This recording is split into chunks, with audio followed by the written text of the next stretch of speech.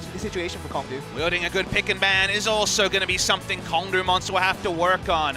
MVP going to be back on the blue side for this game number 4. Just like every other time they were on blue side, not interested in Raze being able to pick up the Olaf, and in this case, Yujun, as he is subbed in for game number 4. We'll see where we are with the flex bans, because remember, Kongdoo adjusted in game number 2 and banned away the Karma, led to a first pick Scion, but we're going on 2 straight Scion losses.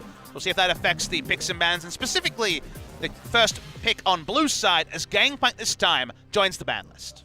Really is, and Kai'Sa's going to join in there as well for Kongdoo, along with Swain, and still have a lot of champions they had a difficult time against in this particular series, naming the Camille and also the Caitlyn as well recently in game 3. Really, the Karma's there as well, so can they handle these champions they could not ban in this first round of ban phase, and MVP is going to have a lot of open picks to choose from. Caitlyn was that last part of the AD carry triangle that has been so far banned away, the triumvirate. They're going to leave open the Caitlyn, but now Morgana and Caitlyn have very, very high value. Feels like Kongdoo will take both if it's available on red side, and the priority comes on the side of the Caitlyn when it comes to the duo. The largest contributor to the victory in game 3, I feel like, was the Caitlyn. It pushes so hard. It just does what it does so well, right? It really There's is. a very large margin for error between Black Shield in that game, but also the general safety of traps and also the disengage. We knew these would be the 2 champions grouped together if they could be. One taken away by Kongdoo Monster. First pick, Morgana on red side. Yeah, other than the Kai'Sa and the Varus, still a lot of picks open, but still believes in the Jinx. Feels like if they got to the late game enough without taking many faults, they felt like they could have carried this on through, but the problem was they lost so much in game 3, they really couldn't get to the late game with much efficiency, but now they're here again, just a retry, a rematch to thinking that Jinx will work out this time around. Now it's not just same picks, same bans, are we doing a replay? Because remember, it was Caitlyn Morgana, double range, Black Shield on the longest range AD carry. Now it's actually the Jinx who has the Black Shield and the double range. MVP choosing between 2 options, the Braum and the Tahm Kench. The Morgana provides lane presence and also shielding. Now they kind of choose one or the other. They end up going for the Tahm Kench, and with the Gangplank taken away, we're going for the ultra safety of the Ornn for ADD. Just a very similar approach coming from MVP this time around. Gonna be Talia coming from the Kongdoo squad. Putting that onto edge and trying to look for some roam opportunities to get an all-in phase along with the Jinx and Morgana hopefully in the bot lane, but could be a little more flexible with that. I wonder where the second ban will go, because usually if you take a mid laner, it's double ban. On the red side here, the Zoe already taken away, a good pick for Ian. The Vladimir has been banned a lot recently against Talia because the game reaches a point where Vladimir Ghost Flash, Shirelia's Proto Belts at Jinx and Talia, and there's nothing they can do. However, the early game is noticeably weaker for having the Vladimir. Seems like Kongdoo Monster aren't going to respect Ian's Vlad, not being a big pick for him historically. Was also a matchup we saw in the LPL semifinals yesterday. Trundleban comes through as MVP say, hey, maybe we want some tanks, we don't want to deal with the Trundle in that regard. Now we're into the second round, looking for top lane and jungle from Kongdoo. Yes, the Kongdoo just trying to provide the best laning phase for Edge on that Talia. Trying to have him on the safety as much as possible, banning out all the mid. Okay. That was going to be the cinch here. Someone in solo queue yesterday, but not much in the LCK. Oh, we saw it in the LPL semifinals as well, as Zitai running all over in Game 5 against IG. Duke in that particular matchup, 2 Korean top laners. Oh, the Shy. That was actually incorrect. Wait, Zitai. Zitai. I have Zitai, the Shy, and other Korean top laners on my mind, but still, he's going to be singed from Roach, something different from him. Action onto MVP. They want to amp up their mid game by taking the Skarner. Question is, what we taken into the Talia? I mean, really impressive to see, how the Singed works around the Jinx and the hyper carry that it's trying to present, but Max, with the last pick, can get the Cassiopeia onto Ian. Let's see if that's the final choice though, because against Talia, a lot of the mid champions have been banned out from the side of Kongdoo, but they're gonna go with the Cassiopeia, trying to see what the last pick is, and Kongdoo, last choice here. Now, if this was Raze, you'd think Zac, right? Because Zac could engage onto the Cassiopeia and get him down. They've waited till last pick to pick jungle. You'd think it's going to be something risky because Yujun is in the lineup. Oh what are they going to show? This would be erring very far on the risk. The Zac makes sense compositionally, But Yujun playing the Zac versus Raze playing the Zac, you probably go for the former. I think their first thought was risky last pick jungler. I think Kha'Zix, I think the Evelyn, they flashed for a moment. They go for the Zac for team comp to have more threat onto the Cassiopeia. Cassia very strong in the 1v1 against the Taliyah, but ganks can mess up her time.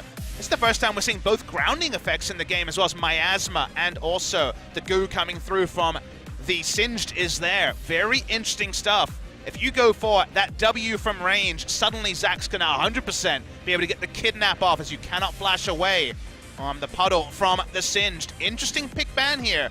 To us, the big game breaker is, how's Roach's Singed looking? Because it's a recent meta pick, but not something he's been playing with any regularity. At the same time, Yujin's first appearance in this series brings out the Zac instead of the Kha'Zix. Was the last showing that he showed with that champion. Has done well, did end up in a loss, but we talk about Zac being a different prototype and what they're trying to approach here with the composition with Kongdoo being the last opportunity to get themselves staying alive in this LCK matchup to get their hopes up, still ready to go. But I think the big point here is that the Singed, as you say, how do they rotate that around the macro with the help of the Jinx and also the Zac on the way? And also, can the Taliyah allow Kongdoo to bridge to late? Because this time late game, you're seeing the Jinx, you're seeing potentially a lot of power to wield. The Skarner, proactive. The Caitlyn lane, so powerful in game number 3. Little adaptations on both sides. How will it result? We're about to find out. Game number 4, match point. The side of MVP, a victory here. They go to Summer. Kongdoo Monster goes to Challenger. See how it goes in game number 4. Should be fun, Joel. I'm ready for this. I'm ready to stand up and shout. We'll see if it is going to be MVP going through or Kongdoo Monster forcing that game number 5.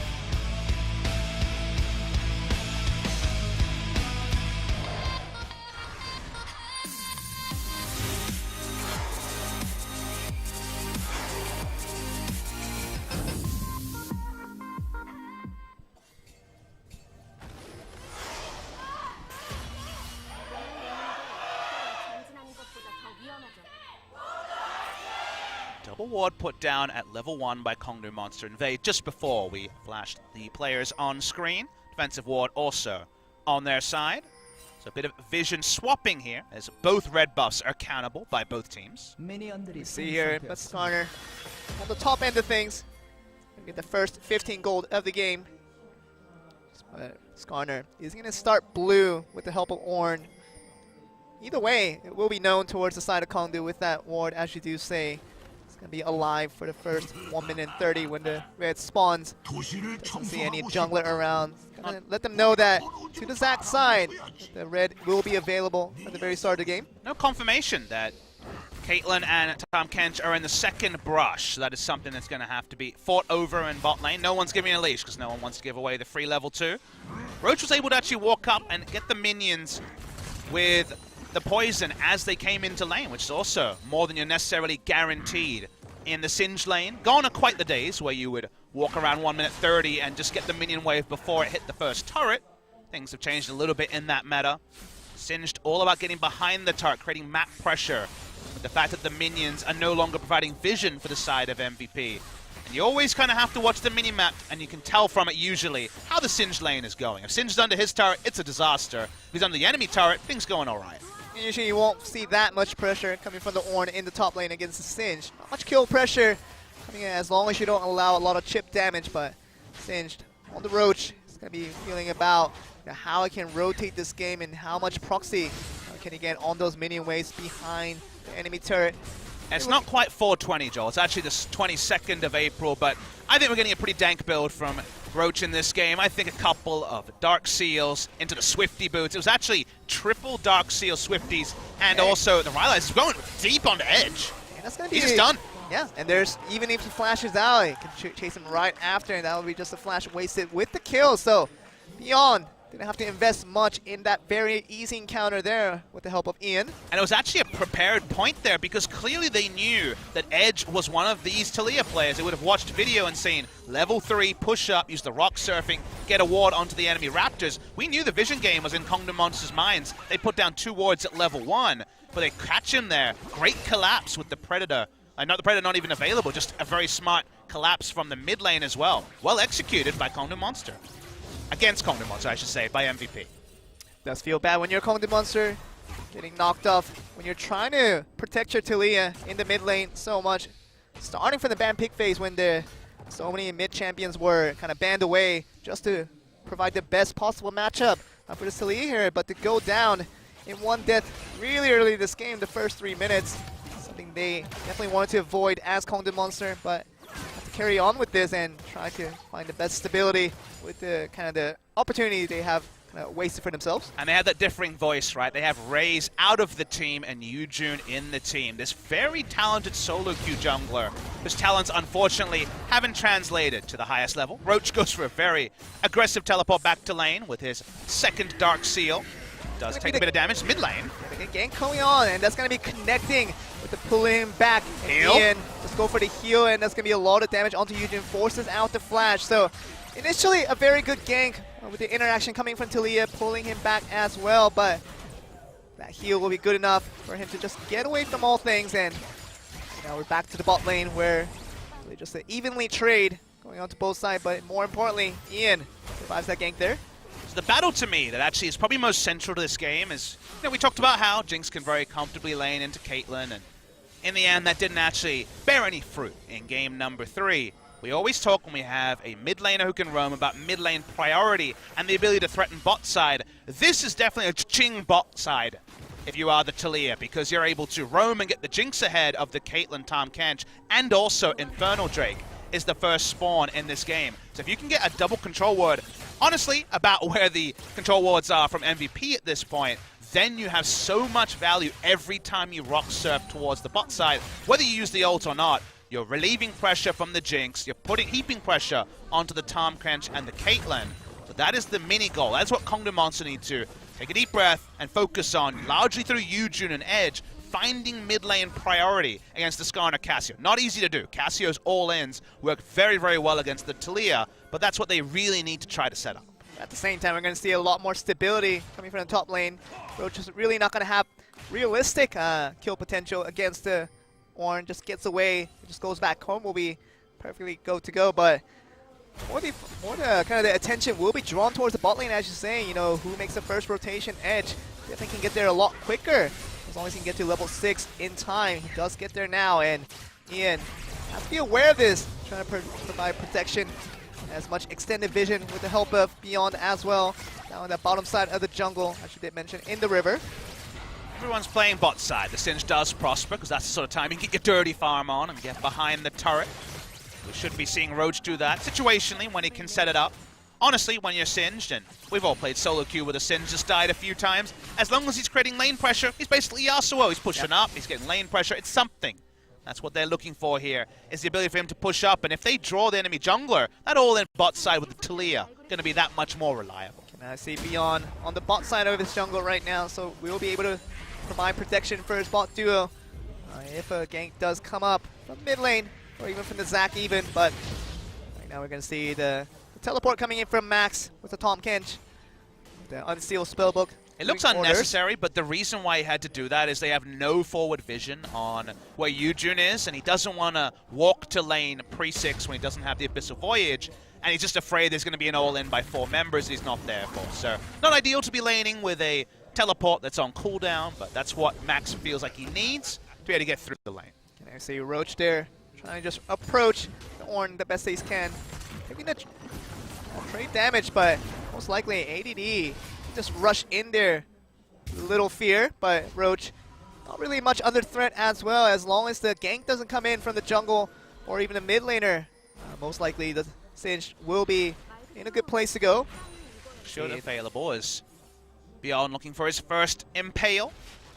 I don't believe he's been spotted yet, still playing around, but there was a control ward, so I might have just about spotted him on the edge. You're going to see Secret just roaming around this mid lane.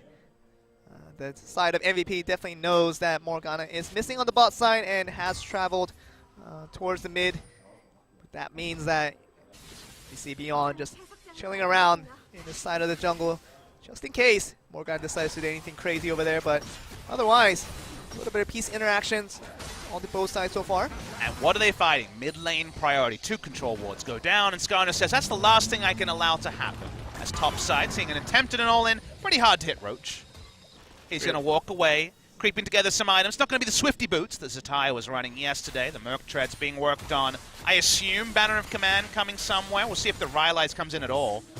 People disagree on how much damage you need on the Singed. Let's see, Edge here, trying to rival it out, but really reminiscent of all the 3 games we had so far. Very slow early game from both MVP and Kongdoo. Similar once again in this game 4. That could be the last game. We have to remind ourselves that if Kongdoo Monster do lose out this one, then we'll not see their faces, know their names on the banner of the LCK for the upcoming summer split. And that's why you sit back and say, why now for Yujun? Because we've been a bit critical, I think, of when he's been subbed in. I think back to when they were 1 game up against Ever8 winners and subbed in Yujun and lost. And unfortunately, that has been the case. Every time he has played, either as a starter or being subbed in for future games, has actually been a game and inevitably set loss for Kongdoo Monster. So this is the time they choose to run him. They're looking for his aggression. He's on the Zac, and again, we like it for comp. Don't know if we like it for shot calling, as they're shot calling this, again, promotion tournament better than some of their stints in the LCK.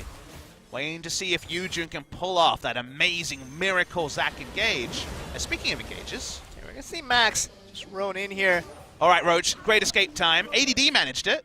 Where are we going? Annoyed enough by the proxying of the waves coming from the Singed, and Beyond's right there to provide some cover, but at the same time we're kind of seeing an Ian-esque type of play. He's where still going. Yeah, he's just wasting a lot of time for the side. And it's going to be this ultimate coming in from the Talia. And look at what Kongdoo were doing at the same time during the Yakety Sack Singed moment. And this is exactly what I was talking about with Ian-esque type of play we saw earlier in games 2 and 3. We see that kind of being replicated by Roach on just Singed, wasting a lot of time, creating a lot of distraction for the side of the bot duo with Soul and Secret to put a lot of chip damage onto the bot turret. And it's not trivial chip damage. It's not Caitlyn getting chip damage. It's Jinx getting chip damage through all the commotion, and they don't even get the kill onto Roach. MVP, they only had a 1-step plan, and that step is the first rule you never break in League of Legends. Their first step was chase the Singed. They certainly had it turned around on them, and while it doesn't mean the turret goes down, suddenly there's a good reason for Yujun to do his best impression of Beyond on Trundle, sit in the bot lane, and try to take this first turret. You observe, what Roach lost in that interaction. Pretty much nothing. He traveled across the entire map, went home, came back to top lane, and sees about 20% of his turret being knocked off by the Warren there, so really much a big win coming from Roach. They're still looking on to reap his souls and see how it does there. Well, now that the chasing Singed part has ended, we're seeing some all-in attempts bot side. The ultimate connected from Secret with the Black Shield. Everyone's and here. Zac and the Talia joining in. Pilot, can he just get away from it? He's just trying to protect the turret as much as he can, but from the earlier efforts we saw from Singed, distraction, buying a lot of time for Kongdoo Monster. They get at their second push with the 4-member strong. It's going to be very, very good first turret picked up, and it's going to be leading on to the Infernal Drake. That all-in we talked about in Game 3, it did not work. The all-in bot lane, perfect timing. They actually had the control wards around mid, so mid lane priority, a low bot health turret, and Infernal. Are they going to get everything? Are they getting aces? They are. It's going to be Zac just running away with things. He's going to have the ultimate just to get out of there. Zac might be going down with the ultimate coming from the Skarner, and that will be a dead Zac. But trying to go for more here. Soul's going to go down as well. Ian putting up enough damage to knock out the Jinx. So in addition to the Infernal Drake and the first turret, might be a second turret for Kongdoo Monster. They do lose 2 members from the side of Kongdoo, but right now, just trying to use ultimate,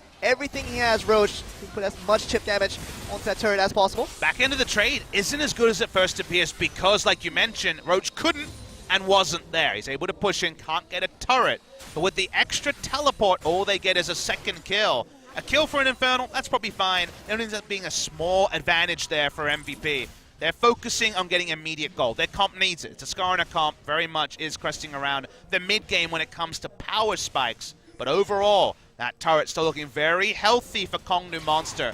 The Infernal Drake was taken. I think there might have been a mistake from Yujin as this goes on. We'll wait and see where the ultimate was channeled. It looks like he can get over the wall, but isn't able to. Remember, you can't be interrupted when you're through the Zac ultimate, so I'm going to look at that and say it was a mistake. Regardless, they are able to get the Infernal. Soul goes down, doesn't use his heal, realized after Flash he was going to die. Still, objective the way of Kongdoo Monster, capitalizing on mid lane priority. the way of Kongdoo Monster. And if they're forcing the Caitlyn around, if they're telling her which lane to enter, it's a very good sign for the Jinx coach.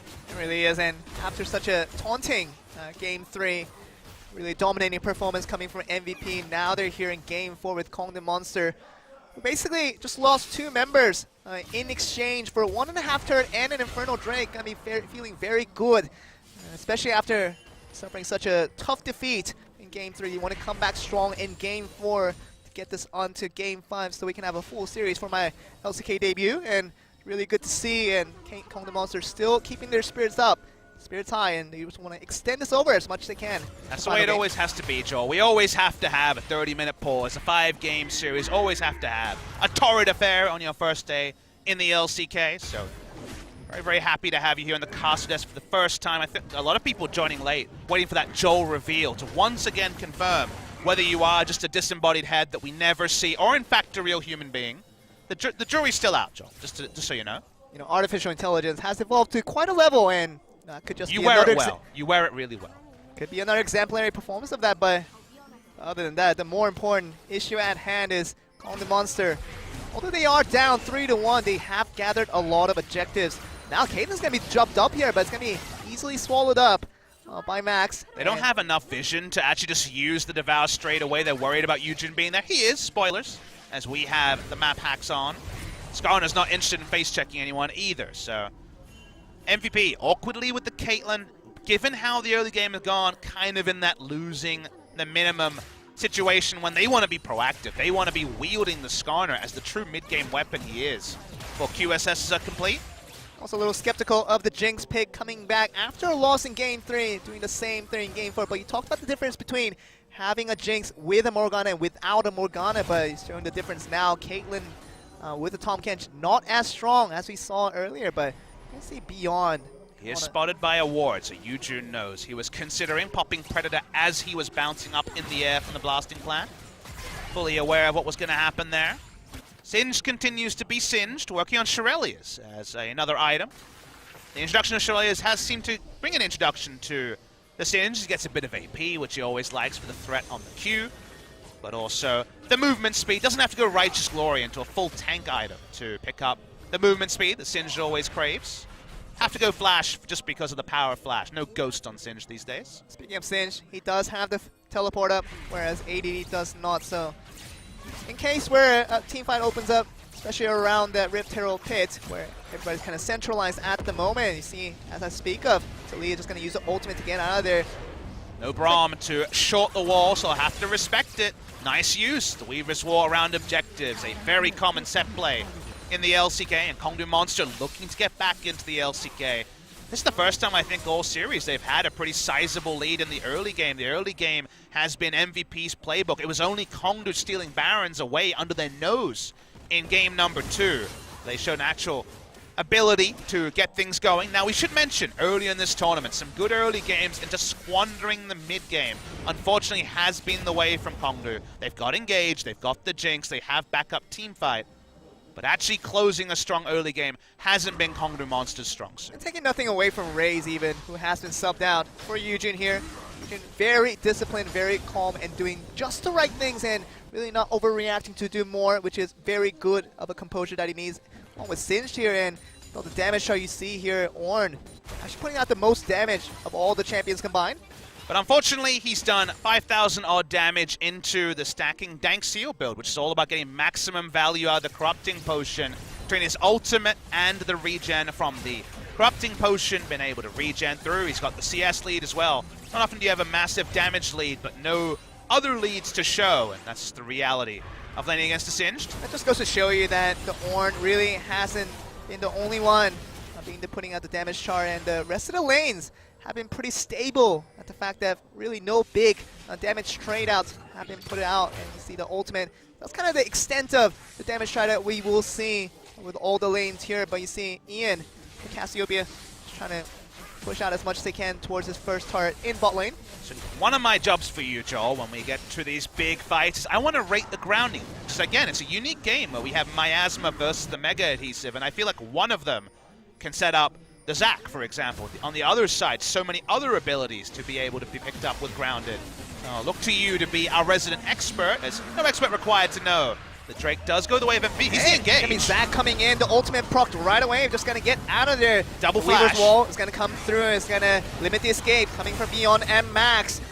Beyond just trying to get out there as much as he can. The wall still going down. ADD's just going to be alone by himself with the 4 members of KDM just trying to knock him up right away. Kongdoo Monster feeling very good about what they achieved there. They lose the Cloud Drake, which does go down to the smite of Beyond, but otherwise a very good first kill coming in from the Kongdoo in that instance. And man, Edge was a monster. He was able to zone 4 members out of the fight with a Weaver's Wall, and walking up, they couldn't do damage to any other member. It took a long time to kill ADD, but he was 4v1 all alone, eventually goes down. They can't quite kill the mid lane outer turret because Soul had to swap out of the minigun form and had to show respect to MVP when they eventually collapsed.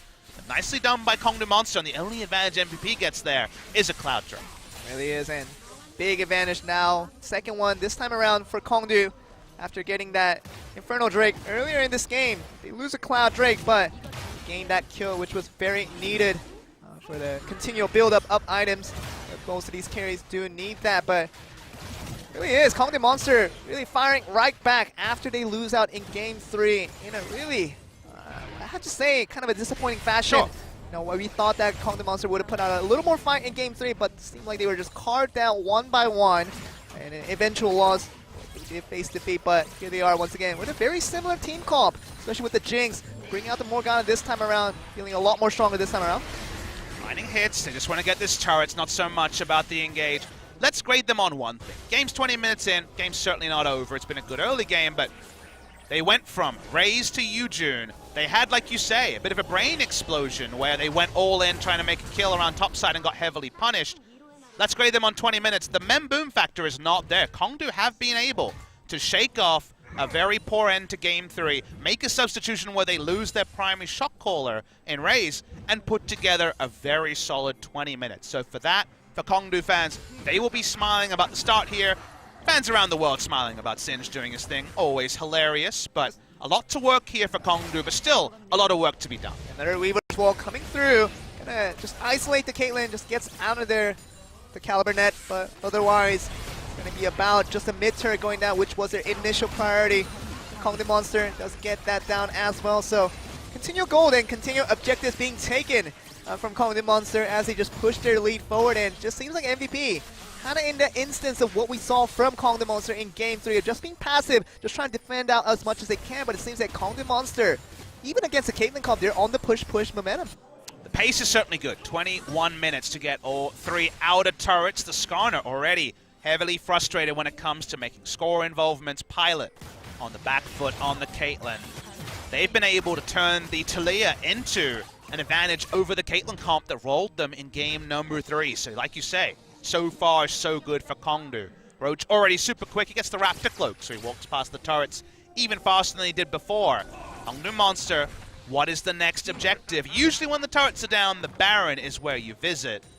Can be tricky to pull off, but I would say they've been the better team around Baron on this particular match day. Not over the course of the season, but on this particular match day. MVP push up. They want to, for the first time this game, draw the side of MVP into a lane they're in. They want to make Kongdoo Monster accountable because so far it's kind of been the Singe story of pulling them across the map, and Kongdoo Monster being there first, taking objectives. Really is, and Kongdoo Monster really taking advantage of where Singed is playing around the map.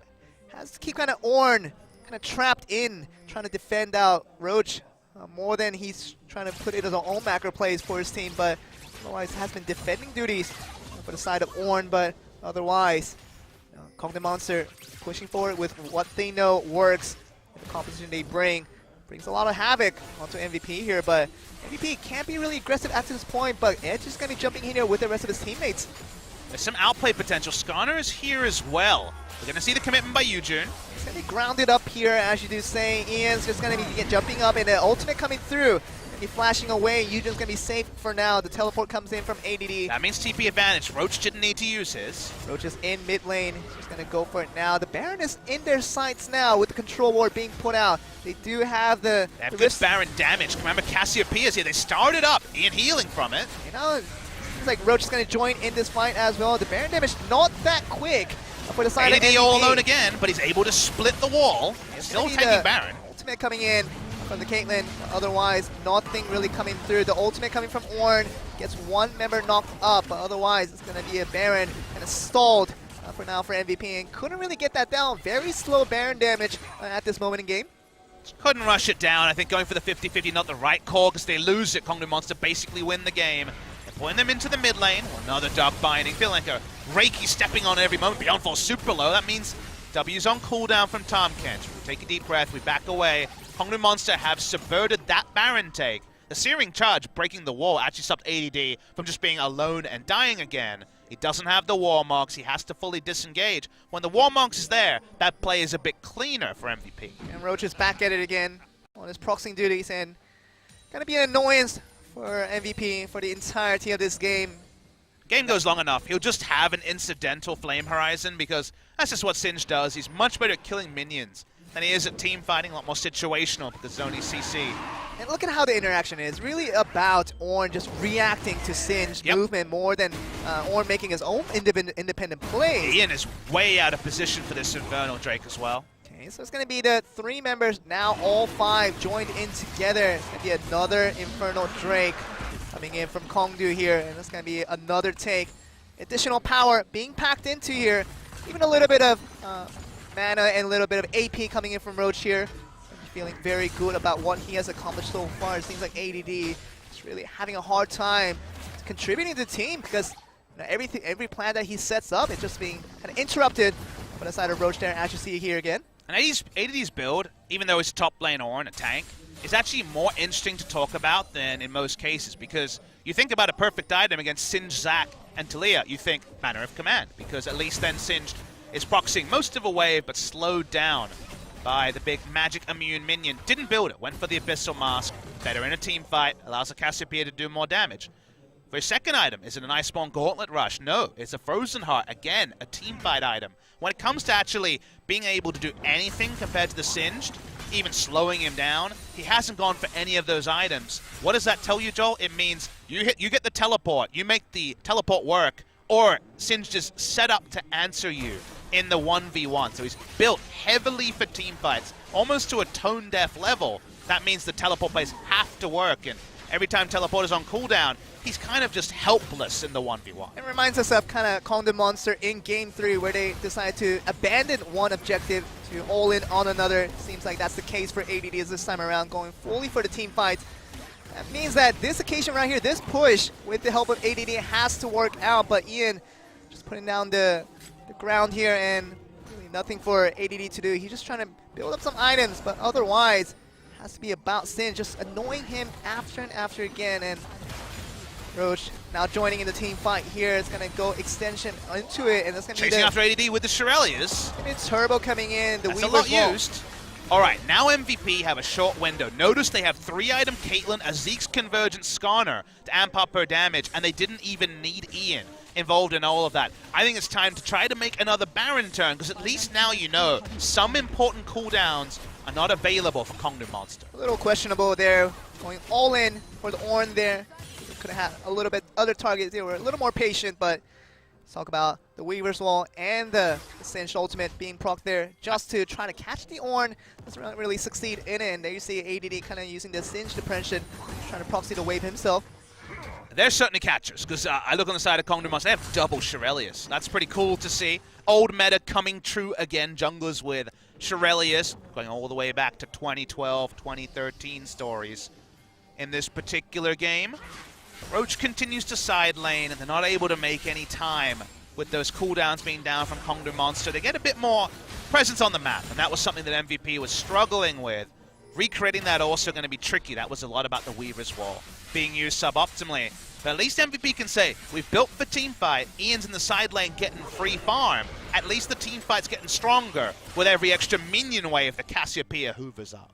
But at the same time, you got to talk about Jinx, which they're building around. They're getting more farm here and there, and Jinx is going to be getting stronger as the minutes fall by. So it's going to be Cassiopeia along with the opposing Jinx, who can get stronger as time goes on. And it's going to be about the 4-man unit of Kongdoo Monster just grouped together and traveling along just to provide as much cover for the Jinx, whereas the kind of Sin just all by himself along with ADD there. But it's going to be different to really figure out to, as the game goes on, who we're going to see initiate the team fight. Is Singed going to join in time, whereas ADD definitely prioritize on joining the team fight early. It won't be a Warmogs onto ADD, so the Baron turns, which I think MVP are very strong at, becoming a bit more tricky. Warmogs onto the tank, tanking it up. He's happy. His face check.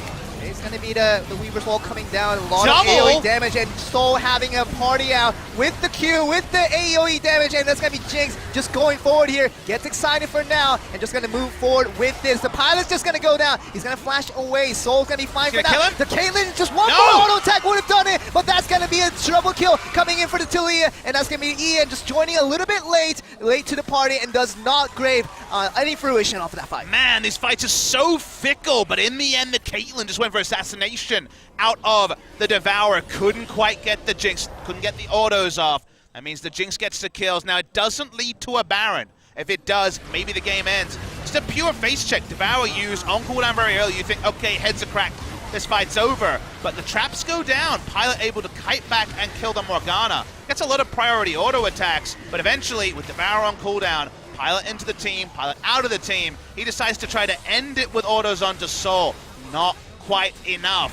It doesn't lead to a Baron, but you can see how close these fights are between MVP and Kongdoo in Game 4. I feel like Pilot did everything right there, especially with the help of this support Max.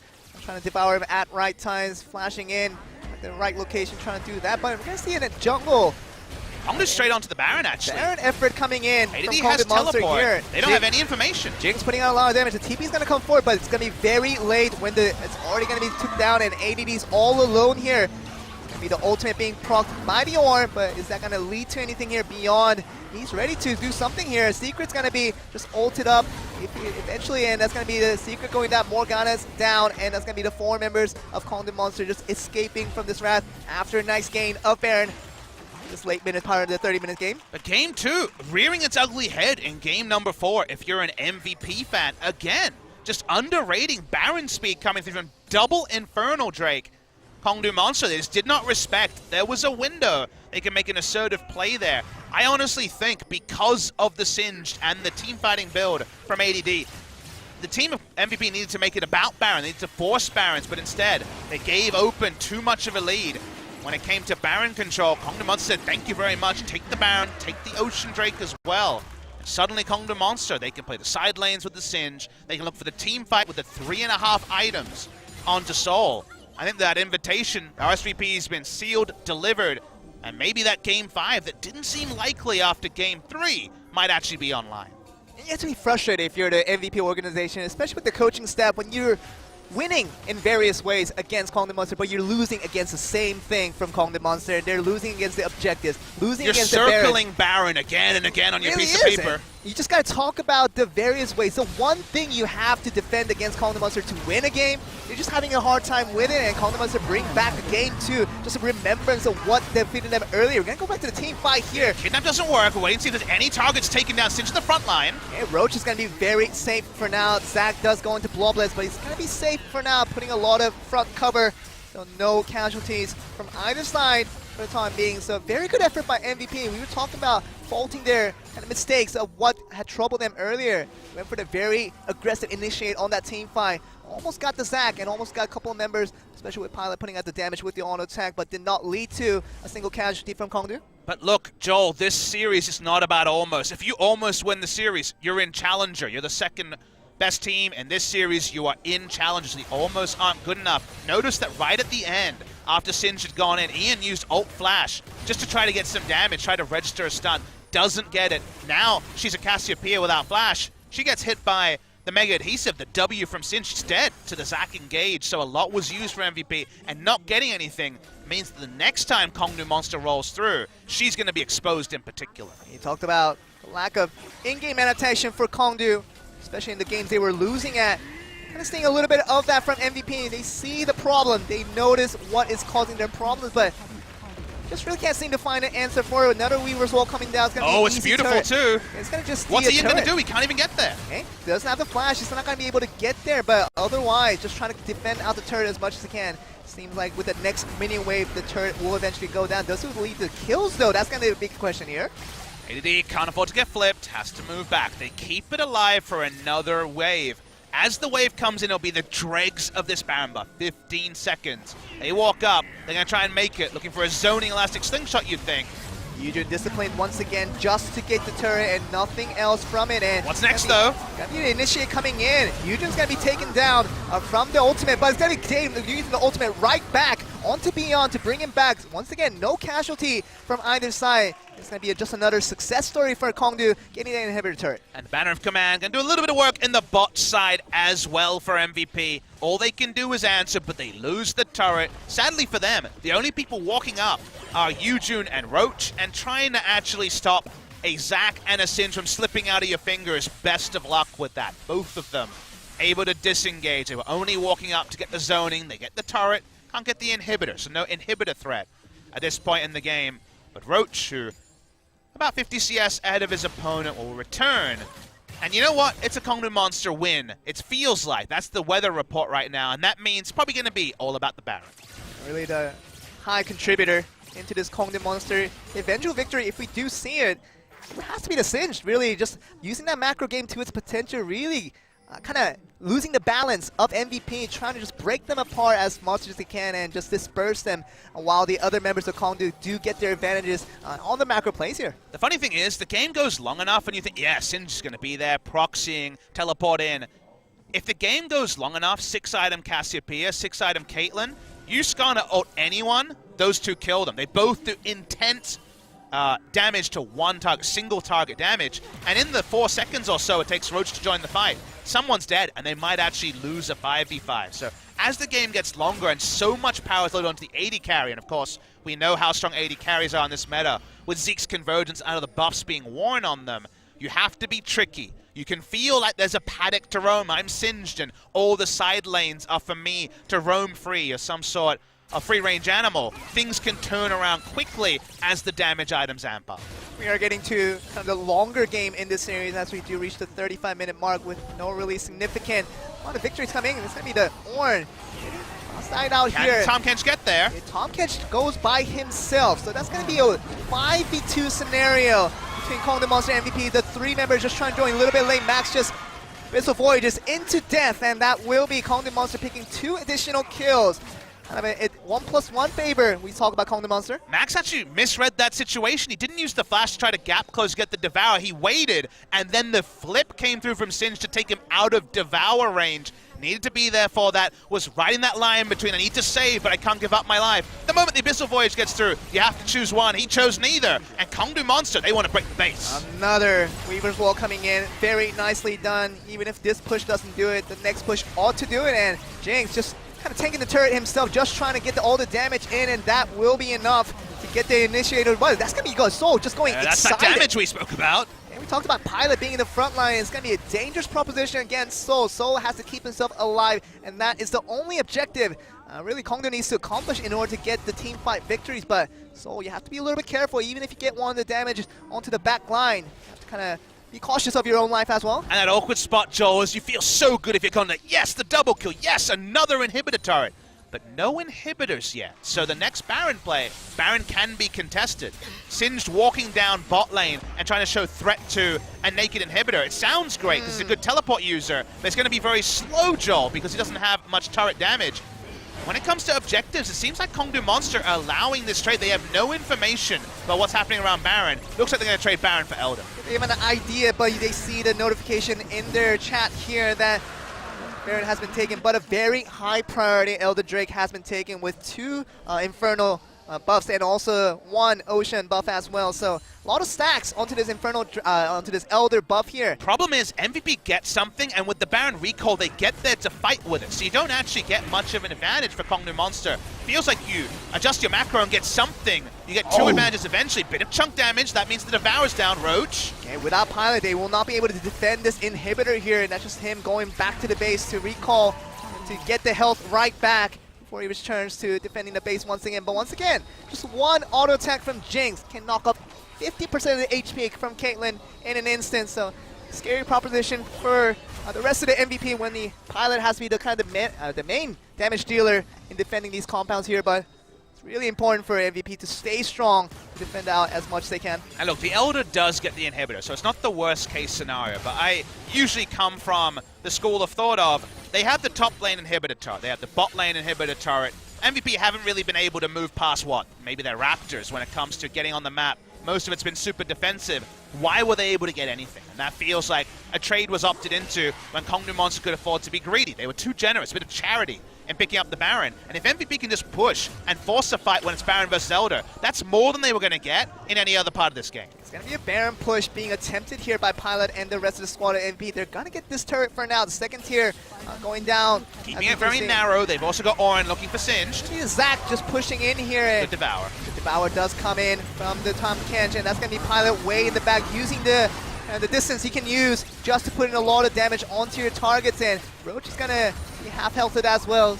Max, even with Cleanse, wasn't able to have enough time as That's going to be an ultimate coming from the Cassiopeia. That's going to be Pilot putting out a lot of damage onto the members of the Kongdoo Monster, and they did not see that coming. That's going to be instantly 2 members, the ADC and the jungle, going down for Kongdoo Monster, and a huge ultimate coming from Ian on the Cassiopeia. That was the super play. They couldn't see the Cassio. Didn't work last time with the flash. Gets it that time.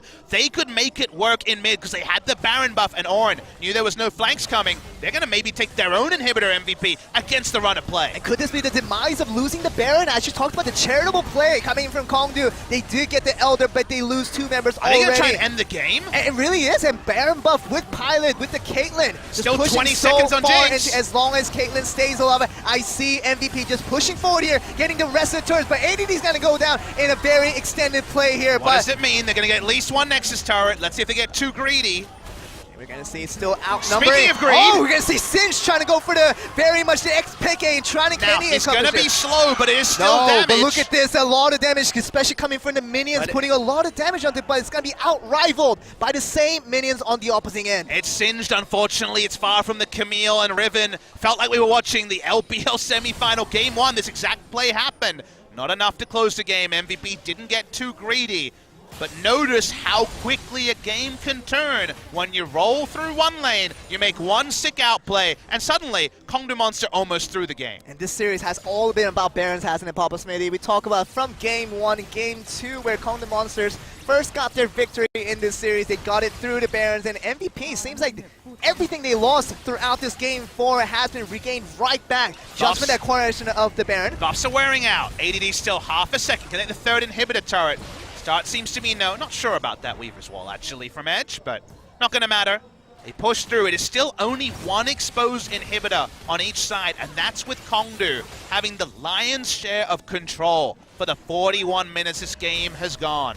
They really need to mentally reset. Very nice play from MVP. The flashes are down. They still have a huge weapon in the Jinx. The Orin item there, the Molten Edge, complete from Caitlyn. We mentioned in the late game, Jinx can get going with the first kill, but if honestly no one dies, Caitlyn is basically Jinx strength in a 5v5. A lot of power on both. Waiting to see where this one goes. Kongdoo Monster will definitely be worried that they haven't closed it yet. I think MVP will feel the same, as they almost had a chance to finish out the game and get themselves right back into LCK with that last push they had with the Baron buff, but can feel safer now because honestly they're in a lot better situation they were 20 minutes ago. And talk about what MVP could have lost if they hadn't gotten the Baron. Just getting that sneak Baron in exchange of the Elder Dragon got MVP a lot of acquisitions that can carry them forward to an eventual, could be it, just the last victory they want here. Well, we all know the old meme that Cassiopeia can't buy those boots, but she found movement speed. She got the Spellbinder, I believe it's called. First time we're seeing that on Cassiopeia to give a bit of movement speed situationally. Plenty of spell casts happening when a Cassiopeia is there.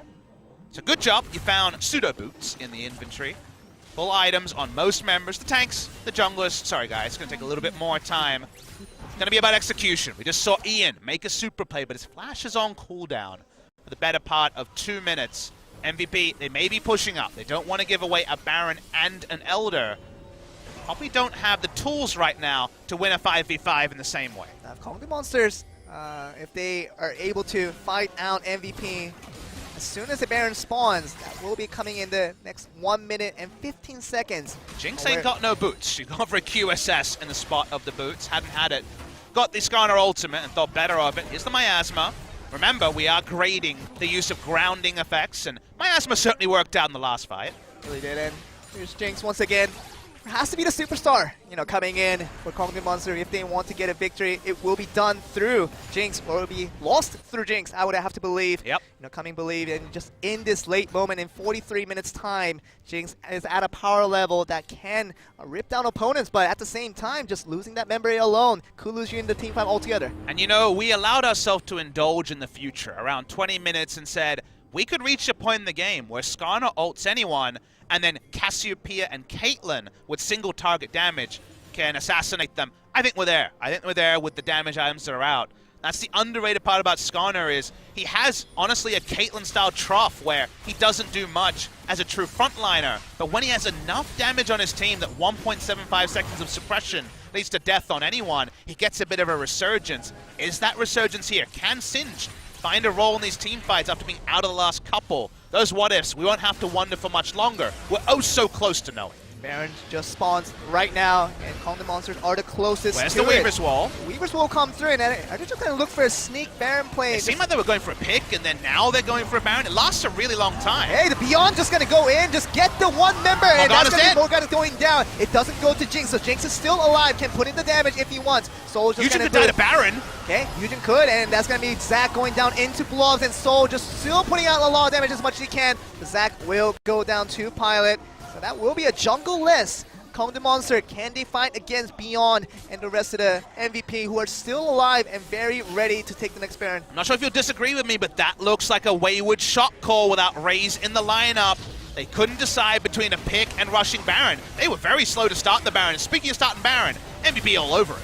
And really, without the smite, impossible for Kongdoo to steal this one, and it's going to be a second Baron going over to MVP after this 40-minute mark, so an enlarged buff when it comes to the power level that we see from this next Baron buff here. And even though they've got a one-game lead, I don't see any charity. They're not giving away a trade of buffs. They're walking straight over the second buff, and now they're actually going to try and shut down Roach. That'll take a while. Zoning effect here. But look what they actually bring. It's actually the Baron buff onto 3 cannon minions, including a Baron at the same time. Exactly what we see the here. Elder started. Just Tahm Kench zoning out the rest of the members of Kongdoo while the other members are here to take the Elder Dragon for free. It's going to be a 1-stack Elder Dragon, but more importantly, it's a stolen Elder Drake away from Kongdoo Monster, who could have had another 3-stack to work with, but it's going to be MVP once again pushing forward. After that first Baron take, they look like a lot stronger team. And here they are with the second Baron buff, also the Elder buff, and here they are looking strong to finish the game. But Joel, unfortunately, it does seem like we're going to get the fitting end to Kongdoo Monster's spring season. Because for the 5th, 6th, 7th time of spring season, they've held the world in their hands for at least a single game. And then suddenly all the doves had flooded. Suddenly it feels like a magic trick, and then MVP controls the game. They now have both buffs in this particular case. They're walking up. There's certainly team fights they win here. See if the Weaver's Wall can be better from Edge.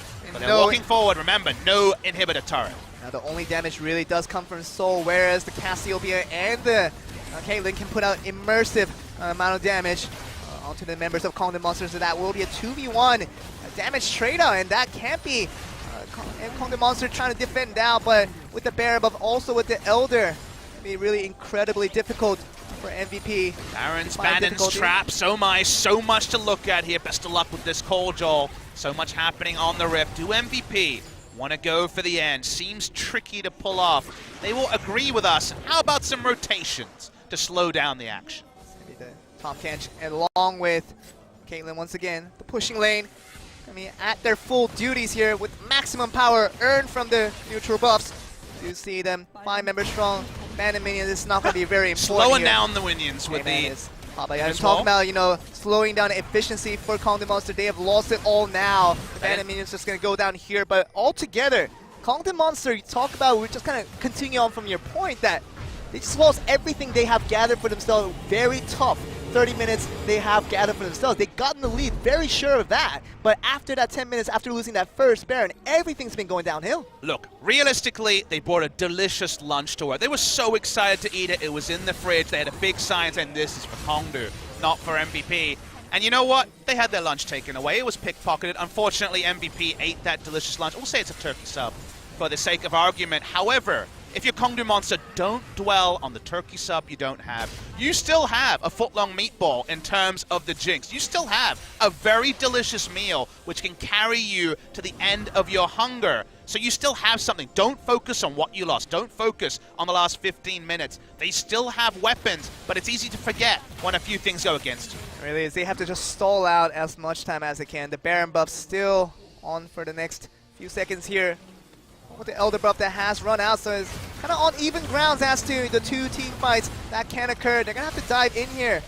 ADD going to be missing out on the ultimate there, so a lack of Ornn ultimate will be the difference maker.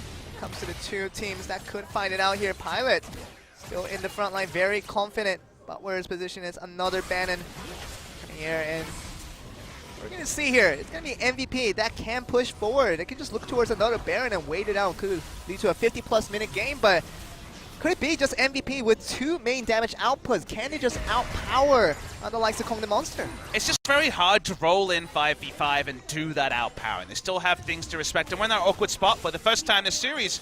We don't have any Relic Shield junglers. The amount of vision able to be put down is minimal, and people are at 6 items and then some. Boots are being sold already, so getting vision on the map is difficult. And for one thing you say, well, that means not many TP wards. It also means very little understanding of where enemy wards are.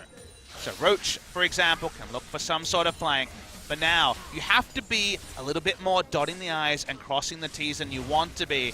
Maybe it has to be about the third Baron, or even scarier, the second Elder Dragon buff, as it was MVP taking both of those when it came to the second spawns. 500 CS for Cassiopeia and 600 CS for Caitlyn means that they are at their maximum strength altogether. Can't get any stronger than where they are, so it's going to be about stalling this game. Jinx finally made an adjustment in build. She hadn't gone for Runans this game, but has the Hurricane now and has a lot more AoE threat than before. Sort of thing where Skarner can actually just incidentally die because he's so squishy compared to other true frontliners. So something small to notice. Played with the build many times. Merc Scimitar and a Hurricane there now. Sure. Pilot's actually been pretty staunch on keeping the boots, but maybe it's time to abort that plan. We saw that he has 4,200 gold in the inventory. We talk about the extensive builds when you can come with an Ornn composition. Will we ever have a Last Whisper? It feels like Soul can't fit it into the build. I understand that because you can break the attack speed cap, and getting above 3-4 attack speeds might situationally be more valuable, especially with Hurricane, compared to some other schools of thought. But a lot of thrift shopping from Soul, who only has 6 item slots. If he could buy a 7th one, he'd be in heaven. Really is. You have to compensate for the lack of damage that you are putting on your team. Obviously, Talia, not the most damage when compared to Cassiopeia. No. Nope. It's incomparable at this point in the game, and it's going to be about the more of the utility tools. Can you make the Weaver's Wall this effective this late in the game? Can you get value out of Cassiopeia? Because we've seen good Cassiopeia play and bad Cassiopeia play in this. It's very unreliable champion in team fights, and probably not going to have a whole team sitting around this wall where we see there is, for once, defensive vision from Kongdoo and opting into the Petrifying Gaze. One way to make the Cassio a bit more reliable is to play around Baron. A Baron turn is very possible for MVP. We've already noted a couple of times that the Skarner ultimate onto one person being DPS down by Cassio and also the Caitlyn does spell doom. But somehow, some way, this Game 4 has extended to 52 minutes. Never should have, given how much control Kongdoo had. That control is now a 50-50, and we're going to wait and see which way the 50-50 goes. See the team fight that could potentially open up here. One lack of patience could mean the doom of one team here, and talking about Cassiopeia and the Caitlyn putting out so much damage. The Baron will be spawned here.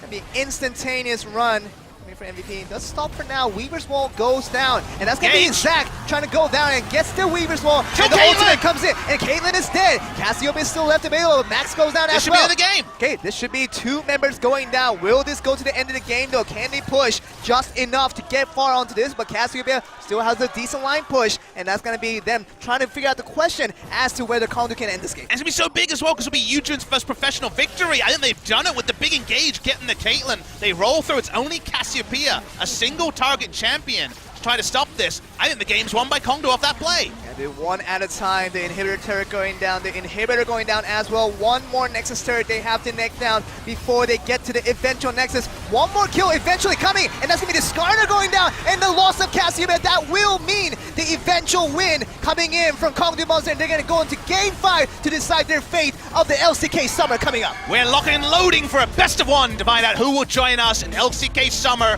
2018. Yoojun goes down 9 times, and just like his squad, will not go down one more. Picks up the victory on the Zac. Very nicely done by them, and Kongdoo Monster, it dragged out. It seemed like they'd thrown away their lead, but they find a way back in. They get to feast on a best of one, and now we are no closer to knowing whether MVP or Kongdoo Monster will retain their spot in LCK Summer 2018. To be frank with you, Papa, I have not been a believer of Kongdoo Monster before, especially in this Game 4 where they have lost all the good reapings of souls, all the harvests they have put themselves, they threw it all away, put it in the fire, but here they are, just one team fight all to do it, with the Zac coming in, Yoojun making that initiation super play to allow the killing of Pilot, and that ended up doom of MVP. And that 20 minutes allowed MVP a 50-50, allowed MVP to get the fight that seemed to not be there.